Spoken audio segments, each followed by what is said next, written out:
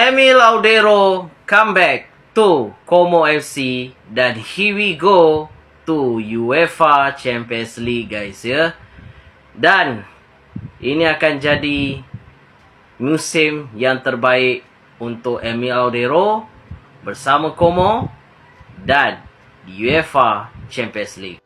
Kalau kalian tidak tahu guys ya, Emil Laudero akan kembali ke Como FC ya, selepas beliau dipinjamkan ke klub Cremonense untuk berapa musim? Satu musim.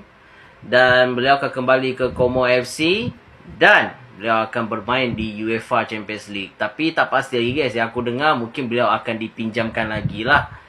Tapi aku rasa beliau akan bermain kok di Como FC. Dan official guys ya, Emil Laudero akan bersama dengan Como FC untuk musim harapan. Dan aku rasa akan update lah pasal Emil Laudero untuk Como FC. Dan insyaAllah kita doa yang terbaik guys ya untuk Emil bersama dengan Como. Harap beliau jangan dipinjamkan lah, biar beliau main dengan Como FC kan di UEFA Champions League. Aku pun tak sabar kan nak dia main ke UEFA Champions League kan. Itu sajalah video kita kali ini. Pendapat kalian gimana guys untuk Emil Laudero kembali ke Como FC dan bermain di UEFA Champions League? Itu saja. Assalamualaikum.